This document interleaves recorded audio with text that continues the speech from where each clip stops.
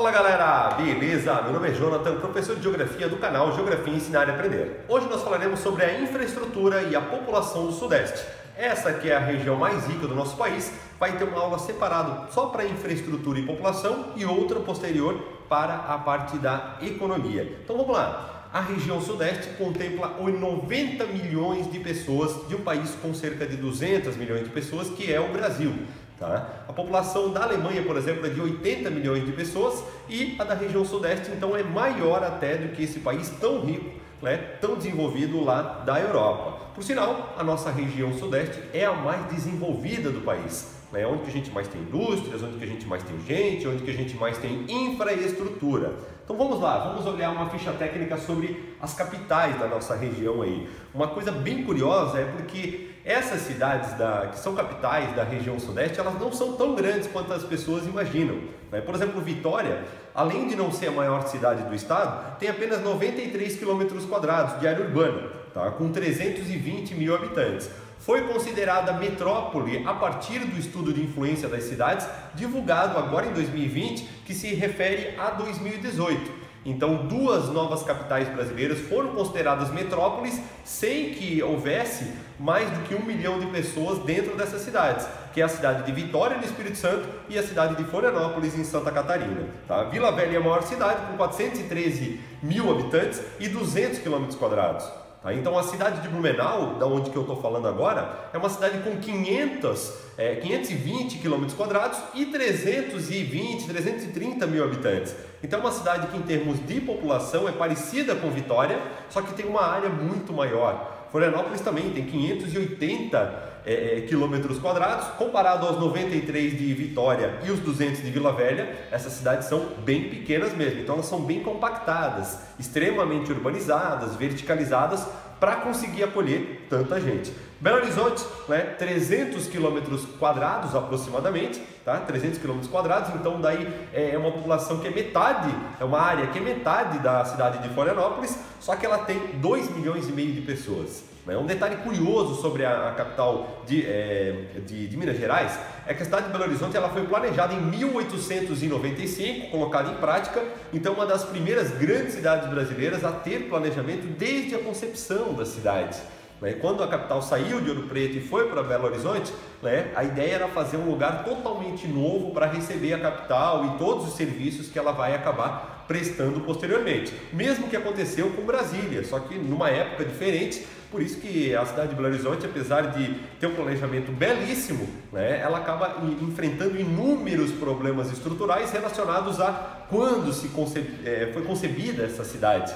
Tá? Então eles vão levar em consideração um monte de outras variáveis de impermeabilização de solo e canalização de córregos que mais tarde se mostrou problemático na cidade ali. Rio de Janeiro tem 6 milhões de pessoas e aproximadamente 1.000 km². São Paulo tem 11 milhões de pessoas só na cidade de São Paulo, sem a grande São Paulo, e 1.500 km² aproximadamente. Então, só para fazer uma referência com Blumenau, Blumenau tem 500 km² e 350 mil habitantes. Vamos arredondar dessa forma. E São Paulo tem 3 vezes mais área, só que tem muito mais do que 3 vezes a população da cidade de Blumenau. Então é 30 vezes mais populosa numa área apenas 3 vezes maior. Tá? Então a densidade demográfica é absurdamente alta, não tem nem comparação. Guarulhos tem 1.299.000, Campinas 1 milhão de pessoas também. Então é a região do país que mais tem cidades com mais de 1 milhão de habitantes. Tá? População, então, a forma como está distribuído aqui nesse mapa é cidades que têm mais de 10 mil habitantes. A gente percebe que a densidade é muito grande no entorno da Grande São Paulo, Grande Rio de Janeiro, Grande Belo Horizonte.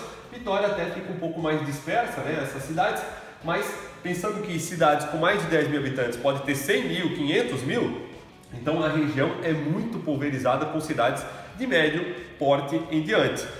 No caso 10 mil é pequeno, mas muitas cidades com mais de 50, 100 mil habitantes que a gente vai encontrar na região ali. Densidade demográfica do Rio de Janeiro tem mais de 300 habitantes por quilômetro², São Paulo fica entre 100 e 299. A média nacional é na casa de 23, 24 habitantes por quilômetro², se a gente fizer a média do Brasil inteiro, mas aí tem a Amazônia, tem um monte de área rural que a densidade realmente é bem baixa. Com relação a transporte, a melhor rede de infraestrutura de transporte que o nosso país tem fica no Sudeste. Tem muito mais população ali, tem muita atividade econômica, isso justifica ter mais estradas, mais portos, mais aeroportos, e é o que a gente consegue ver aqui de fato. Muitos portos, 1, 2, 3, 4, 5, 6, 7, 8, 9, 10, 11, 12, 13 portos contados aqui no mapa, numa escala que nem é a mais adequada para isso, mas tem uma grande quantidade de portos de boa infraestrutura, que a gente vai ver alguns aqui depois. Temos muitos aeroportos de importância por dentro desses estados. A gente sabe que aeroporto não pode ter um a cada 50 quilômetros, importante, senão os aviões vão ter que fazer pingadinha, o famoso pinga-pinga, Então não dá para todas as áreas ter aeroportos, mas a gente vê uma boa quantidade deles espalhadas mesmo pelo interior do estado de São Paulo, interior de Minas Gerais, aqui como a gente consegue ver. Uma outra coisa importante são as estradas de ferro. Devido à presença de muito minério de ferro na região e uma histórica ocupação relacionada com o ciclo do café, a gente tem uma infraestrutura ferroviária muito bacana na região sudeste, o que a gente não encontra nas outras regiões do Brasil na mesma dimensão, obviamente. Então tem uma boa explicação aqui, eu não vou ler tudo que tem aqui, mas dos aeroportos, por exemplo, a gente tem Guarulhos e Congonhas na Grande São Paulo, com destinos diferentes. O Santos Dumont e o aeroporto de Galeão no Rio de Janeiro também tem funções diferentes. Então as duas grandes cidades do Sudeste têm dois aeroportos de grande porte para finalidade interna do Brasil e outros para destinos internacionais também. Viracopos fica na cidade de Campinas, também é um aeroporto bem importante. Tancredo Neves e Pampulha, outros aeroportos importantes aí da região sudeste. O transporte por via fluvial, a gente sabe que é bem importante, principalmente no Rio Paraná, com a hidrovia do Rio Tietê entrando no Rio Paraná, então é uma boa distribuição de hidrovias na região ali também. E os portos, a gente vai destacar Santos e o Porto de Vitória, que se chama Tubarão, certo? Cai muito em vestibular essa questão do Porto de Tubarão, dá uma confusão, porque em Santa Catarina tem uma cidade chamada Tubarão, então muita gente acaba fazendo equívocos, chegando a equívocos com relação a isso.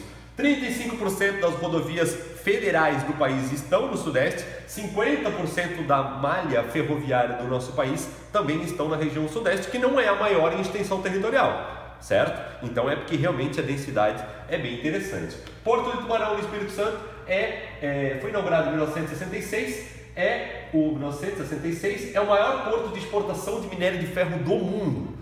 Isso que a gente lá no norte tem a produção da Serra dos Carajás escoando para o Porto de São Luís do Nordeste, uma grande quantidade de minério de ferro, gigantesca quantidade. Mas essa aqui acaba sendo a principal plataforma de exportação de minério de ferro do nosso país, escoando ali da região de Minas Gerais, do quadrilátero ferrífero. Então é um porto todo voltado para essa função, o contrário do que acontece no Porto de Santos, que é o porto que mais tem carga containerizada do nosso país. O maior volume de carga colocada dentro de container do país fica em São Paulo, que é o Porto de Santos. É o principal porto brasileiro de entrada e saída de mercadorias containerizadas, certo? Influência das cidades. Estudo atualizado em 2018, divulgado em 2020, fala sobre o REGIC, Região de Influência das Cidades. E aqui a gente já tem um mapa atualizado mostrando aqui as grandes metrópoles, São Paulo, Rio de Janeiro. Esse mapa nem está atualizado ainda não, na verdade, porque aqui é para ter já um hexágono, que representa uma metrópole, Então essa aula eu não atualizei aí nas últimas 2 semanas, mas pode considerar aqui já como uma metrópole a cidade de Vitória, tá ok? Então a gente consegue ver uma grande importância, obviamente, das capitais com relação às cidades aí do interior. Destaque para Montes Claros, aqui no norte de Minas, pelo tamanho da necessidade que as pessoas das cidades vizinhas acabam tendo dessa cidade aqui, certo? Recursos minerais, muito importantes para a região sudeste, A base da formação da região sudeste tem a ver com recursos do campo e da mineração, que também é considerado um recurso do campo. Então aqui a gente tem produção de alumínio, produção de ferro, produção de manganês, A produção de manganês aparece aqui para dentro do Paraná, mas tem bastante aqui dentro de Minas Gerais também, e claro, petróleo, né? O petróleo é um hidrocarboneto que acaba sempre aparecendo dentro dos mapas de recursos minerais, da disciplina de geografia, né? Porque ele é minerado, né? A forma técnica como se obtém o petróleo é muito parecida com o de outros recursos, né? E acaba entrando nos mapas de recursos minerais. O pessoal da química fica um pouco, mas calma aí, o petróleo não é um recurso mineral, ele é um hidrocarboneto, mas a gente acaba incluindo o petróleo como sendo um recurso mineral muitas vezes nas nossas aulas, tá? Então temos a bacia de Campos, que pega Rio de Janeiro, Espírito Santo e vai em direção ao Nordeste, e a bacia de Santos, que pega do estado de São Paulo e vai até o sul do país, tá? Então essas duas bacias de Campos e de Santos são as principais áreas de produção de petróleo do nosso país. E, claro, uma grande área de refino desses recursos aqui também. Grande produção de sal no estado do Rio de Janeiro, mas nem perto do que a gente encontra lá no Nordeste, né? Aqui um destaque populacional, cidades com mais de 5 milhões de habitantes, a gente tem Rio de Janeiro e São Paulo, obviamente, né? E uma densidade bem grande de cidades médias e metrópoles dentro da região sudeste. Isso se deve também à migração que a gente teve histórica. Esse mapa aqui, por exemplo, é um mapa do período de 1970, 80, onde a gente teve um grande contingente de pessoas que saíram de tudo que é lugar do país, principalmente da região Nordeste, e que vieram parar na cidade de São Paulo, Rio de Janeiro. Hoje esse fluxo não é mais tão grande em função das deficiências que muitas dessas cidades apresentam e de uma significativa melhoria na qualidade de vida lá no Nordeste, por exemplo. A partir dos anos 2000, muita gente começou a voltar para essas regiões, tá? Mas ainda assim, temos uma grande quantidade de pessoas do Norte e Nordeste vivendo no Sudeste do país, né? Porque foi a primeira região a se urbanizar. Aqui a gente consegue verificar isso, ó. Na metade da década de 60, a população urbana brasileira ultrapassa a população rural. Isso acontece já na metade da década de 50, a linha vermelha escuro ultrapassa a linha verde, né? Ou seja, a população urbana ultrapassa a rural já na metade da década de 50 para o Sudeste. Observe que para as outras regiões isso acontece muito mais tarde, certo? Então essa urbanização como é que se diz, de vanguarda na região sudeste, acabou acolhendo muitos trabalhadores de outras regiões, enquanto aquelas regiões estavam em decadência econômica, podemos dizer assim, tá? Então o sudeste está em destaque, mas ele acabou destacando também os contrastes típicos do Brasil e que a gente encontra nas grandes cidades brasileiras. Essa aqui é uma foto muito famosa, né, muito utilizada em aulas de geografia, tanto em aulas sobre espaço urbano, e eu não tenho como não colocar nessa aula aqui sobre o Sudeste. Isso aqui é a favela de Paraisópolis e lá é o bairro de Morumbi, bairro do Morumbi, um bairro que passou por uma verticalização muito grande nas últimas décadas, e em destaque temos esse prédio aqui, que aparece muito em aula de geografia, certo? E que ampliando, olhando de cima, a gente vê Paraisópolis à esquerda e aquele edifício à direita, né? Uma piscina em cada sacada e tal. Então, como a gente tem contrastes dentro das nossas grandes cidades, né? O mesmo acontece na favela do Vidigal, que está virada para o Leblon, na favela da Rocinha, que está virada para a Praia de São Conrado. Tá? Então, onde que a gente tem aí um contraste muito grande que mostra que a população mais carente, que passa por essa segregação do espaço, né, ela acaba atendendo demandas de trabalhadores que muitas vezes estão dentro desses condomínios logo ali ao lado, tá? Então é uma situação bem complicada, né? Aqui mais um pouco das fotos ali daquele edifício, né? A entrada de Paraisópolis, olho para cima, eu tenho esse edifício aqui perto da região da Giovanni Gronchi, ali na região sul de São Paulo.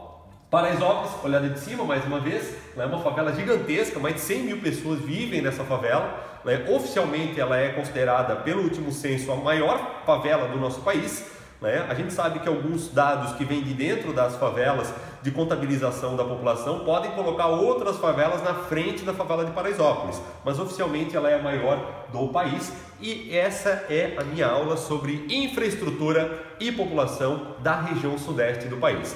Se você gostou dessa aula, se inscreve no canal, dá um like aí na aula, por favor, né? Compartilhe com seus amigos se você gostou muito, né? E obrigado pela atenção. Valeu!